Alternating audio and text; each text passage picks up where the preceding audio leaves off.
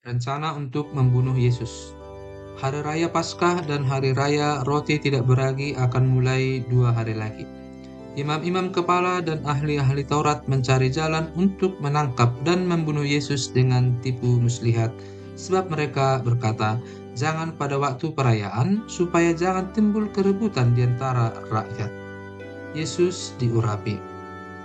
Ketika Yesus berada di Betania di rumah Simon Sekusta dan sedang duduk makan, datanglah seorang perempuan membawa suatu buli-buli pualam berisi minyak narwastu murni yang mahal harganya. Setelah dipecahkannya leher buli-buli itu, dicurahkannya minyak itu ke atas kepala Yesus. Ada orang yang menjadi gusar dan berkata seorang kepada yang lain, untuk apa pemborosan minyak narwastu ini? Sebab minyak ini dapat dijual 300 dinar lebih dan uangnya dapat diberikan kepada orang-orang miskin. Lalu mereka memarahi perempuan itu. Tetapi Yesus berkata, biarkanlah dia. Mengapa kamu menyusahkan dia? Ia telah melakukan suatu perbuatan yang baik padaku. Karena orang-orang miskin selalu ada padamu, dan kamu dapat menolong mereka bila mana kamu menghendakinya. Tetapi aku tidak akan selalu bersama-sama kamu.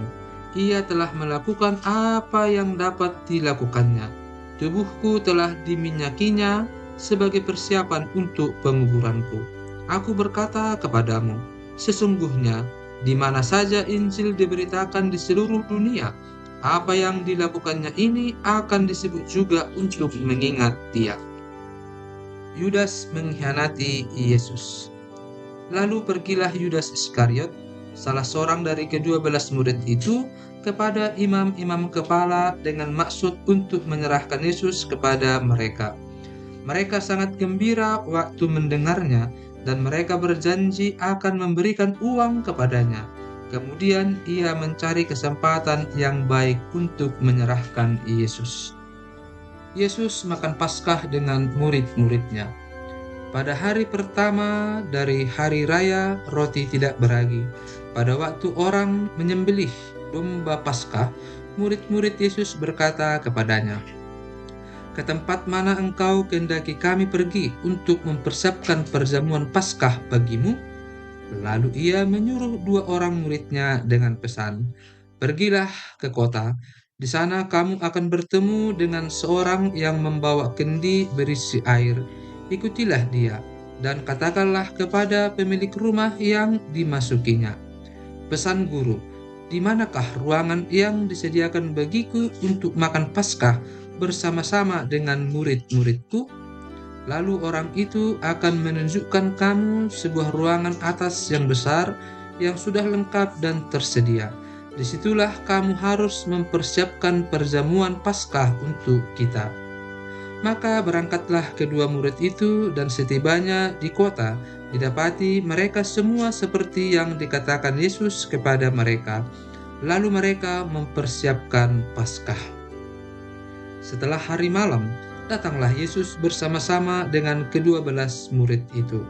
Ketika mereka duduk di situ dan sedang makan, Yesus berkata, aku berkata kepadamu, sesungguhnya seorang di antara kamu akan menyerahkan aku, yaitu dia yang makan dengan aku. Maka sedihlah hati mereka, dan seorang demi seorang berkata kepadanya, bukan aku, ya Tuhan?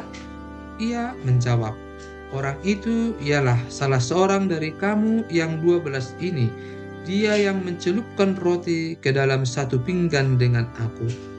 Anak manusia memang akan pergi sesuai dengan yang ada tertulis tentang dia. Akan tetapi, celakalah orang yang olehnya anak manusia itu diserahkan.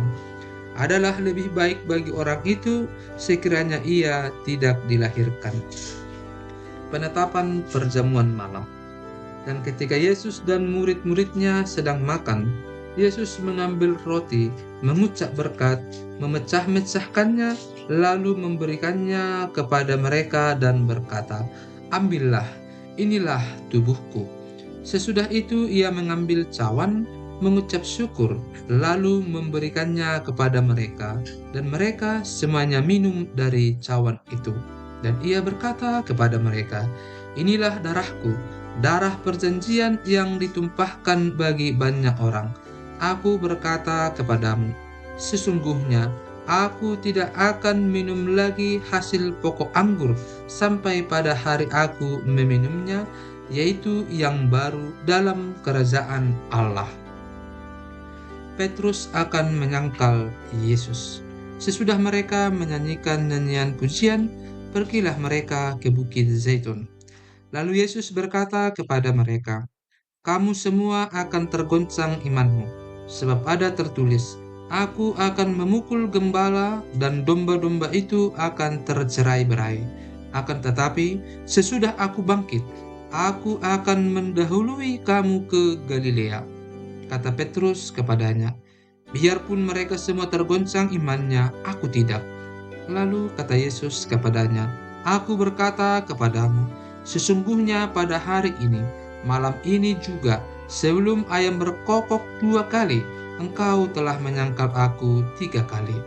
Tetapi dengan lebih bersungguh-sungguh Petrus berkata, "Sekalipun aku harus mati bersama-sama engkau, aku takkan menyangkal engkau."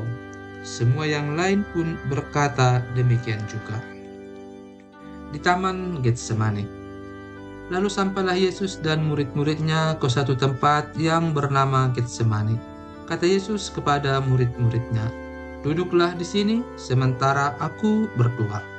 Dan ia membawa Petrus, Yakobus, dan Yohanes sertanya. Ia sangat takut dan gentar, lalu katanya kepada mereka, "Hatiku sangat sedih, seperti mau mati rasanya. Tinggallah di sini dan berjaga-jagalah." Ia maju sedikit, merebahkan diri ke tanah dan berdoa supaya sekiranya mungkin saat itu lalu daripadanya. Katanya, "Ya Abba, ya Bapa, tidak ada yang mustahil bagimu. Ambillah cawan ini daripadaku, tetapi janganlah apa yang aku kehendaki, melainkan apa yang engkau kehendaki." Setelah itu ia datang kembali dan mendapati ketiganya sedang tidur. Dan ia berkata kepada Petrus, "Simon, sedang tidurkah engkau? Tidakkah engkau sanggup berjaga-jaga 1 jam? Berjaga-jagalah dan berdoalah, supaya kamu jangan jatuh ke dalam pencobaan.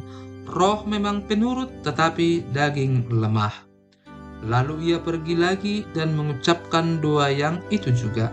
Dan ketika ia kembali pula, ia mendapati mereka sedang tidur, sebab mata mereka sudah berat dan mereka tidak tahu jawab apa yang harus mereka berikan kepadanya. Kemudian ia kembali untuk ketiga kalinya dan berkata kepada mereka, "Tidurlah sekarang dan istirahatlah. Cukuplah, saatnya sudah tiba. Lihat, Anak Manusia diserahkan ke tangan orang-orang berdosa. Bangunlah, marilah kita pergi. Dia yang menyerahkan aku sudah dekat." Yesus ditangkap. Waktu Yesus masih berbicara, muncullah Yudas, salah seorang dari ke-12 murid itu, dan bersama-sama dia serombongan orang yang membawa pedang dan pentung, disuruh oleh imam-imam kepala, ahli-ahli Taurat dan tua-tua. Orang yang menyerahkan dia telah memberitahukan tanda ini kepada mereka. "Orang yang akan kucium, itulah dia. Tangkaplah dia dan bawalah dia dengan selamat." Dan ketika ia sampai di situ, ia segera maju mendapatkan Yesus dan berkata, "Rabi," lalu mencium dia. Maka mereka memegang Yesus dan menangkapnya. Salah seorang dari mereka yang ada di situ menghunus pedangnya, lalu menetakkannya kepada hamba imam besar sehingga putus telinganya. Kata Yesus kepada mereka, "Sangkamu aku ini penyamun, maka kamu datang lengkap dengan pedang dan pentung untuk menangkap aku? Padahal tiap-tiap hari aku ada di tengah-tengah kamu mengajar di Bait Allah, dan kamu tidak menangkap aku. Tetapi haruslah digenapi yang tertulis dalam kitab suci." Lalu semua murid itu meninggalkan dia dan melarikan diri. Ada seorang muda yang pada waktu itu hanya memakai sehelai kain lenan untuk menutup badannya, mengikuti dia. Mereka hendak menangkapnya, tetapi ia melepaskan kainnya dan lari dengan telanjang. Yesus di hadapan mahkamah agama. Kemudian Yesus dibawa menghadap imam besar. Lalu semua imam kepala, tua-tua, dan ahli Taurat berkumpul di situ. Dan Petrus mengikuti dia dari jauh sampai ke dalam halaman imam besar. Dan di sana ia duduk di antara pengawal-pengawal sambil berdiam dekat api. Imam-imam kepala, malah seluruh mahkamah agama, mencari kesaksian terhadap Yesus supaya ia dapat dihukum mati, tetapi mereka tidak memperolehnya. Banyak juga orang yang mengucapkan kesaksian palsu terhadap dia, tetapi kesaksian-kesaksian itu tidak sesuai yang satu dengan yang lain. Lalu beberapa orang naik saksi melawan dia dengan tuduhan palsu ini. Kami sudah mendengar orang ini berkata, "Aku akan merubuhkan bait suci buatan tangan manusia ini, dan dalam 3 hari akan kudirikan yang lain, yang bukan buatan tangan manusia."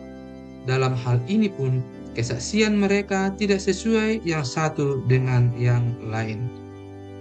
Maka imam besar bangkit berdiri di tengah-tengah sidang dan bertanya kepada Yesus, katanya, "Tidakkah engkau memberi jawab atas tuduhan-tuduhan saksi-saksi ini terhadap engkau?" Tetapi ia tetap diam dan tidak menjawab apa-apa. Imam besar itu bertanya kepadanya sekali lagi, katanya, "Apakah engkau Mesias, anak dari yang terpuji?" Jawab Yesus, "Akulah dia, dan kamu akan melihat Anak Manusia duduk di sebelah kanan Yang Maha Kuasa dan datang di tengah-tengah awan-awan di langit." Maka imam besar itu mengoyakkan pakaiannya dan berkata, "Untuk apa kita perlu saksi lagi? Kamu sudah mendengar hujatnya terhadap Allah. Bagaimana pendapat kamu?" Lalu dengan suara bulat mereka memutuskan bahwa dia harus dihukum mati. Lalu mulailah beberapa orang meludahi dia dan menutupi mukanya dan menenjunya sambil berkata kepadanya, "Hai Nabi, cobalah terka." Malah para pengawal pun memukul dia. Petrus menyangkal Yesus. Pada waktu itu, Petrus masih ada di bawah di halaman. Lalu datanglah seorang hamba perempuan imam besar, dan ketika perempuan itu melihat Petrus sedang berdiam, ia menatap mukanya dan berkata, "Engkau juga selalu bersama-sama dengan Yesus orang Nazaret itu." Tetapi ia menyangkalnya dan berkata, "Aku tidak tahu dan tidak mengerti apa yang engkau maksud." Lalu ia pergi ke serambi muka dan berkokoklah ayam.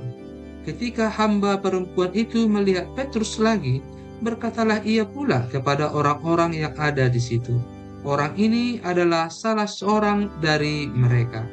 Tetapi Petrus menyangkalnya pula.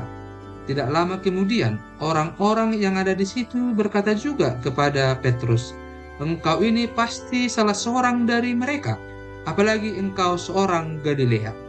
Maka mulailah Petrus mengutuk dan bersumpah, "Aku tidak kenal orang yang kamu sebut-sebut ini." Dan pada saat itu, berkokoklah ayam untuk kedua kalinya. Maka teringatlah Petrus bahwa Yesus telah berkata kepadanya, "Sebelum ayam berkokok 2 kali, engkau telah menyangkal aku 3 kali." Lalu menangislah ia tersedu-sedu.